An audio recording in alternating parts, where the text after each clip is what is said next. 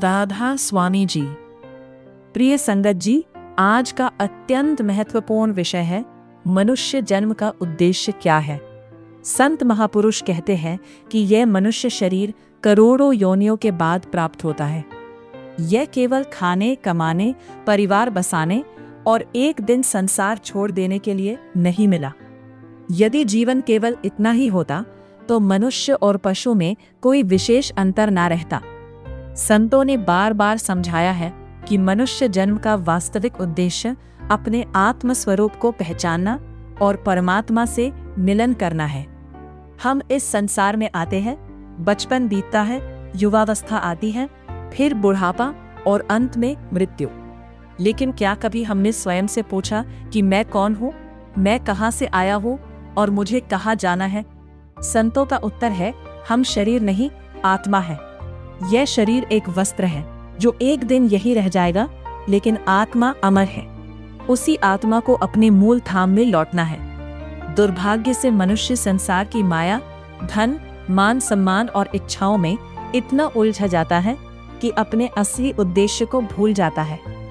जीवन समाप्त हो जाता है, लेकिन परमात्मा की खोज अधूरी रह जाती है। संत महापुरुष कहते हैं कि जब तक जीव को सतगुरु का मार्गदर्शन नहीं मिलता, तब तक वह जन्म मरण के चक्र में घूमता रहता है। इसलिए मनुष्य जीवन का सबसे बड़ा सौभाग्य है सतगुरु की शरण प्राप्त करना, नाम का अभ्यास करना, सुमिरन और भजन करना, सेवा, प्रेम और विनम्रता का जीवन जीना, सभी प्राणियों के प्रति दया और करुणा रखना। जब मनुष्य प्रतिदिन कुछ समय प्रभु की याद में लगाता है तो धीरे धीरे मन शांत होने लगता है। काम, क्रोध, लोभ, मोह और अहंकार की पकड़ कमजोर होने लगती है। आत्मा भीतर के दिव्य प्रकाश और शब्द की ओर आकर्षित होने लगती है। यही वह मार्ग है जो जीव को उसके निज घर अर्थात परमात्मा तक पहुंचाता है।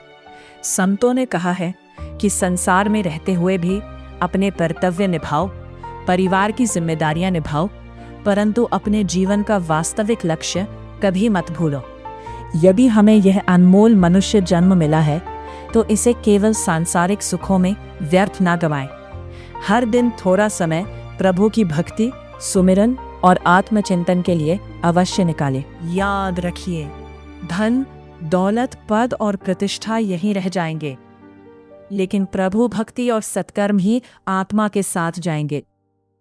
आइए आज से हम संकल्प लें कि अपने जीवन को सार्थक बनाएंगे, सद्गुरु की आज्ञा में चलेंगे और परमात्मा से मिलन को ही अपने जीवन का सर्वोच्च उद्देश्य बनाएंगे।